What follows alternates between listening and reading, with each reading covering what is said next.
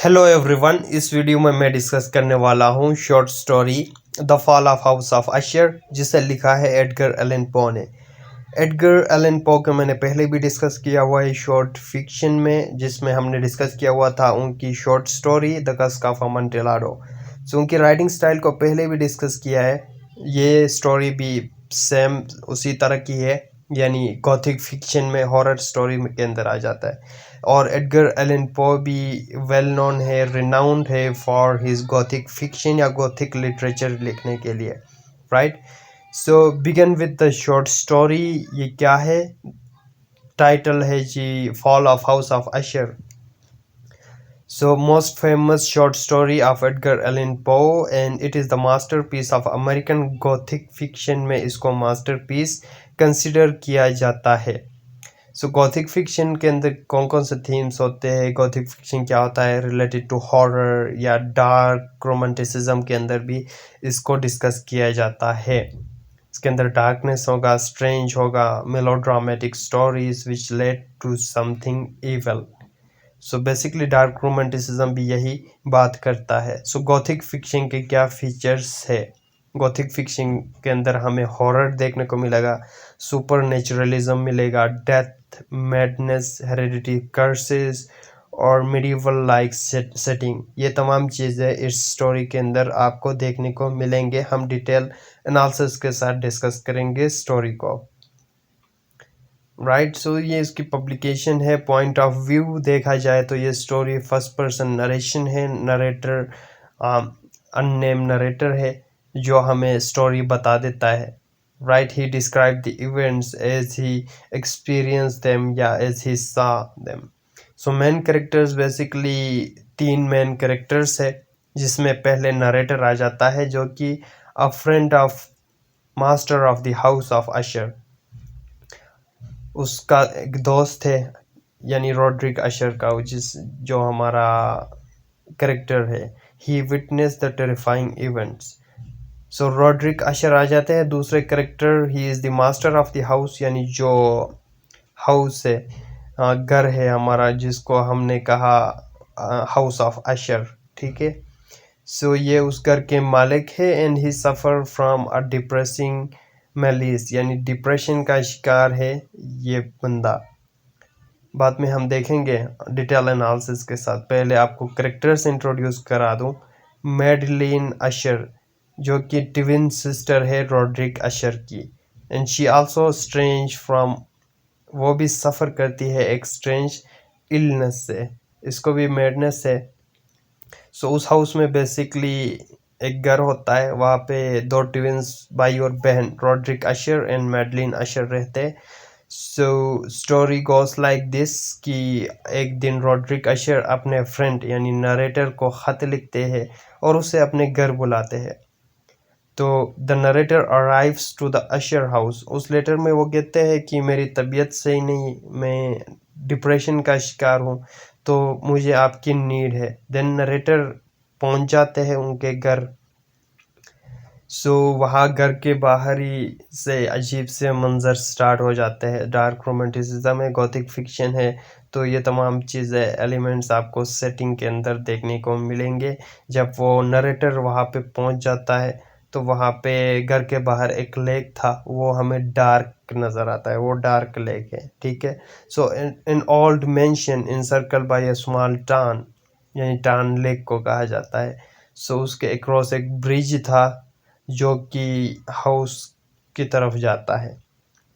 सो वो हाउस भी बहुत ही स्ट्रेंज था। इट लुक्स लाइक कि ये एक डार्क फिगर है, डार्क लिविंग फिगर है। विंडोज़ और ये सारी चीज़ें इस तरह के लग रहे थे कि उस घर के आइस हो, और वो घर हर तरीके से हर तरफ से टूटा फूटा नज़र आ रहा था, कि इस तरह लग रहा था कि 1 या 2 लम्हे में ये घर गिर जाएगा।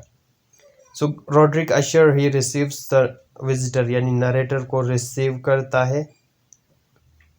And then Roderick, who is suffering from a strange mental illness, lives there with his twin sister Madeline के साथ वो रहता है। बाद में हम देखेंगे कि जो मैडलिन की डेथ भी हो जाती है, right. So the narrator stays with them and he provide company to Roderick. Roderick से बात करता है एंड देन गिटार प्ले करते हैं। Spend all the day inside avoiding the sunlight, घर के अंदर ही वो पूरा टाइम गुजारते हैं रॉड्रिक के साथ। फिर अचानक क्या होता है कि मैडलिन की डेथ हो जाती है and Rodrick decides to bury her temporary in one of his house large vaults, यानी घर के अंदर ही बेसमेंट में उसको दफन करते हैं। So a few days later, during a stormy night, the narrator can't sleep. एक रात क्या हो जाता है, नरेटर सो नहीं पाते हैं, यानी खौफनाक मंजर वहाँ पे हो जाता है, पेश आ जाता है। And he was terrified and Roderick comes to the narrator bedroom. Roderick वहाँ उनके पास आ जाता है। नरेटर को स्ट्रेंज वॉइसेस सुनाई देते हैं। द नरेटर अटेम्प्ट्स टू काम रॉड्रिक बाय रीडिंग द मैट्रिस्ट, एक स्टोरी उनको रीड करते हैं, पढ़ते हैं, जिसका नाम है Mad Trist, a story about a knight Ethelred. ठीक है, so who slays a dragon, यानी उस स्टोरी की बात करता है कि वो उसको एक स्टोरी सुनाता है जिसमें एक नाइट होता है जिसका नाम एथलरेड होता है, जो एक ड्रैगन को स्ले करता है। सो वही जो स्टोरी के अंदर आवाज़ें थी वो रियल में उनको सुनाई देने लगी। सो इस तरह का मंजर था। So as the narrator reads the book he listen to sounds related to the story. और ये इससे क्या हुआ, इससे ये हुआ कि वो साउंड्स बेसिकली मेडलिन निकाल रही थी, यानी मेडलिन दोबारा अलाइव हुई थी। जब वो नीचे जाते हैं बेसमेंट में, then the Madeline emerges from the, यानी अपनी टॉम या ताबूत से वो उड़ती है and she confronts Roderick and began throttling him to the death, यानी उसका गला दबाने लगती है। वो दोबारा जिंदा होती है, उसकी sister Madeline, and the house begins to collapse, और घर कोलैप्स होने लगता है। And the narrator flees for his life, वहाँ से नरेटर अपनी जान बचा के भाग जाते हैं एंड रॉड्रिक भी वहाँ पे डेथ हो जाते हैं, उसकी भी मौत हो जाती है। राइट, सो इसी तरह रॉड्रिक यानी नरेटर जब घर से बाहर निकलते हैं तो वो उस घर को यानी टूटते हुए देखते हैं। सो वही टाइटल में भी कहा था, the fall of house of Usher. So narrator अपनी आंखों से उस घर की फॉल को देखते हैं। सो बेसिक क्या था, इसके थीम्स देखे या बेसिक फोकस था आपका टर्मिनल इलनेस, मैडनेस और इंसेस्ट का। सो इंसेस्ट बेसिकली किसे कहते हैं, इंसेस्ट यानी फैमिली के अंदर ही एक दूसरे के साथ क्रॉस मैरिजेस की जाए तो उसे इंसेस्ट कहते हैं, और ये एक कर्स माना जाता है। सेम थिंग इन्हीं के साथ भी था। ठीक है, ये मैडनेस, उनकी मैडनेस या मिस्टीरियस इलनेस इसी वजह से थी क्योंकि इन्होंने इंसेस्ट किया हुआ था, यानी आपस में शादी किया हुआ था। सो ये एक कर्ज था।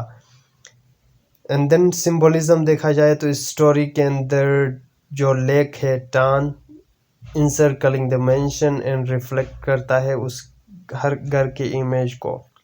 ठीक है, Madeline as a twin of Roderick reflect करती है उसकी इमेज या उसकी पर्सनालिटी को।